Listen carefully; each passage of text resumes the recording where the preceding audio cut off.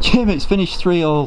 Quite a bizarre game, wasn't it? But I think if anybody had given us 4 points from those two games over the weekend and tonight, we'd have snapped their hands off. 100%. And you know, I've said to the lads, there's been games certainly coming up here, Spennymoor at the start of the year, 5-1. You know, at half time, if you give me an opportunity to get a point, I would have took it. I said to him at half time, don't be going go and you know, thinking we've got to go and get the next goal and just playing your own little bubble, because it could easily, against a good side like these, well drilled, become 4.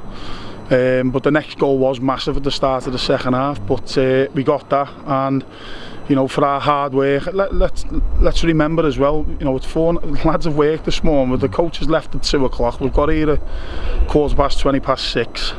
We've had the longest journey Saturday and a big game. You know, they've had the weekend off. So, you know, one thing why I made changes tonight, we tried to make changes within the game, is to make sure that we're managing everyone right.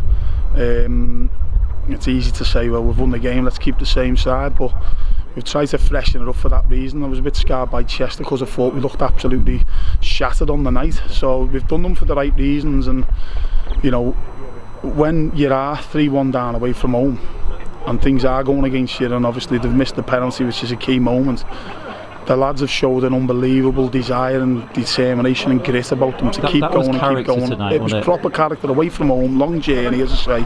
All the things, you know, from the weekend where they've not played and we have. We've kept going and plugging away, and we've got our rewards. And just little things, you know. I've just singled out again now. I did it Saturday. He got his goal Saturday, but when there's a penalty, you should always back your mate to miss.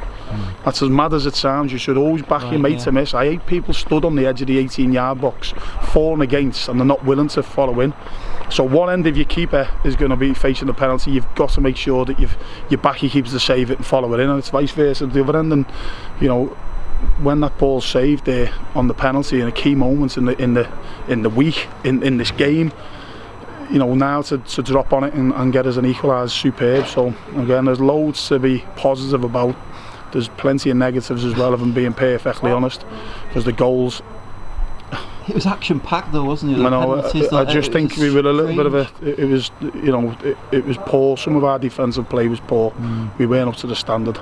They got through us quite easy at times, didn't they? Yeah, I listened to a good, well-drilled football side, similar to Bishop Stortford, where they might give away a little bit in high power, pace, whatever.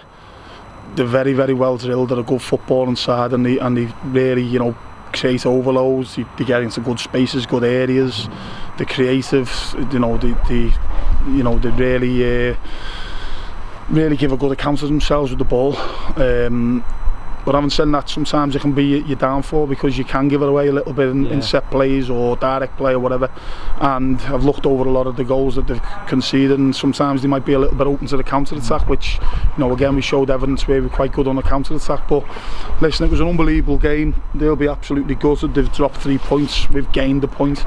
Could have gone either way at the end. You know, we've had little opportunities. They've had a big one where Chris has done a double save, and the game could have been out of reach with regards to the penalty. So, you know, I watched a mad game on the box last night, and I've been involved in a mad game tonight. But, you know, credit to the lads. They've churned out a point at a difficult place after everything that's gone against us with regards to the game tonight, and obviously the preparation leading up to it.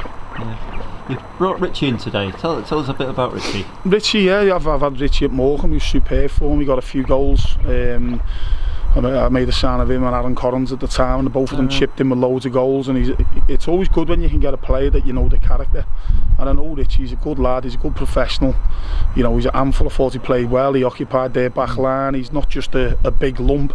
He can move. He's technically alright. I always think left-footed players are usually more technically gifted than right-footers anyway. For some reason, they always look a little bit more cultured. But you know, he's just lost his way a little bit. Hasn't played the games or the minutes that he wants.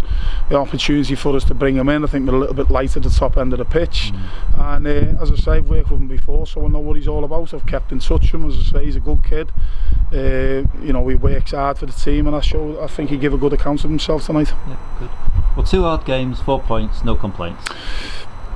Exactly right, but there's plenty to ponder and look into, and you know, we'll pick the bones out of it. Got to see whether it was the penalties. There's 3 penalties tonight. They're all a bit strange, really. There's 9 bookings. I mean, I've had a chat with the referee. It's, you know, I just think authorities have got to look. You've got to get to the end of November before your 5 bookings get chalked off. We've picked up another couple there tonight, and I'm sure there's a suspension or 2 we've got now. You know, I could go on all night. I look at Luton against Liverpool, the lad jumps in the crowd to celebrate a goal. Common sense, he gets back in. Niall Saturday goes to the crowd and he gets a booking. It's the just consistency.